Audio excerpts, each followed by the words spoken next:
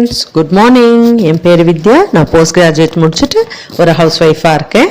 நான் சென்னையில் தான் இருக்கேன். இது என்னோடய ஃபஸ்ட்டு வீடியோங்க. நான் யூடியூப் இப்போ தான் ஸ்டார்ட் பண்ணியிருக்கேன். ஸோ எது செஞ்சாலும் நம்ம கடவுளை வேண்டிட்டு தானே செய்வோம்.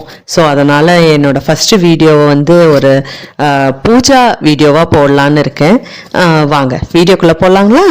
சரி, இப்போ ஃபஸ்ட்டு இந்த பூஜா வீடியோவில் ஃபஸ்ட்டு இந்த படம் சுவாமி படத்தெல்லாம் எடுத்து அதெல்லாம் தொடச்சிட்டு அப்புறம் சுவாமி மேடையில் கோலம் போடுறத தான் நம்ம இப்போ பார்க்க போகிறோம்.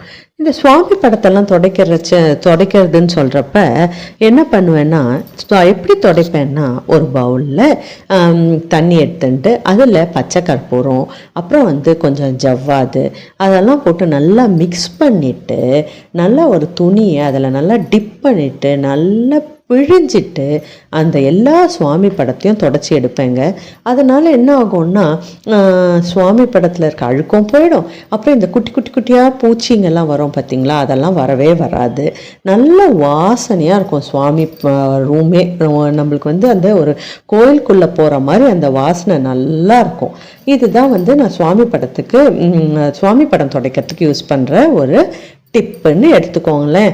அதுக்கப்புறம் நம்ம கோலத்துக்கு வரலாம்.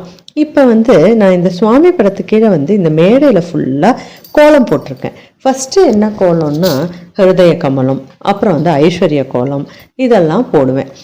இதெல்லாம் எதுக்கு போடுறோன்னா, நம்ம வீடு லக்ஷ்மி கடாட்சமாக இருக்கும் அப்படின்னு எங்கள் அம்மா எனக்கு சின்ன வயசுலேருந்தே இந்த கோலம்லாம் போடுறதுக்கு பழக்கி விட்டுட்டாங்க. எங்கள் ஆற்றுல எப்படி இருக்கும்னா, எங்கள் அம்மா ஆற்றுல ஃபுல்லாக சுவாமி மேடை ஃபுல்லாக எங்கள் அம்மா கோலத்தால் நிரப்பி வச்சுருப்பாங்க. என்னென்ன கோலம்னா ஹிருதய கமலம், ஐஸ்வர்ய கோலம், அப்புறம் வீடு வாங்கிறதுக்குன்னு சொல்லி ஒரு தனி கோலம் இருக்குங்க. அதை நம்ம போட்டுட்டே பிரார்த்தனை பண்ணிகிட்டே வந்தோம்னா கண்டிப்பாக சொந்த வீடு கட்டுவோம் அப்படின்னு சொல்லுவாங்க. அது அவங்கவுங்களோட நம்பிக்கை பொறுத்து தாங்க. சரிங்களா?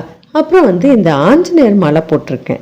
இந்த ஆஞ்சநேயர் மாலை எதுக்கு போடுவாங்கன்னா, நம்ம உடம்புல எந்த ஒரு வியாதியும் இல்லாமல் நல்ல ஆரோக்கிய பலம் கொடுன்னு சொல்லி ஆஞ்சநேயரை வேண்டிட்டு போடுறது தாங்க இந்த ஆஞ்சநேயர் மாலை.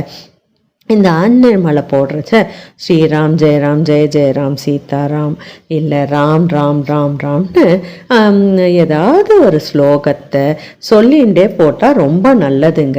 ஏன்னா நம்ம சுவாமியை வேண்டுறப்ப சுவாமிக்காக ஏதாவது செய்கிறப்ப வாயை மூடிண்டே செய்யக்கூடாது அப்படின்னு சொல்லுவாங்க. அதுக்கப்புறம் இந்த கோலத்தெல்லாம் போட்டு முடிச்சுட்டு மஞ்சள் குங்குமம் அட்சதெல்லாம் போட்டு வேண்டிப்பேங்க. அதுக்கப்புறம் சுவாமி விளக்கேற்றிட்டு ஒரு சின்ன எனக்கு தெரிஞ்ச வேறு ஏதாவது 2 ஸ்லோகத்தை சொல்லிவிட்டு 3 பிரதர்ஷனம் பண்ணிவிட்டு நமஸ்காரம் பண்ணிவிட்டு வேண்டிப்பேங்க. இப்படி தாங்க நான் காத்தால பூஜை பண்ணுறது.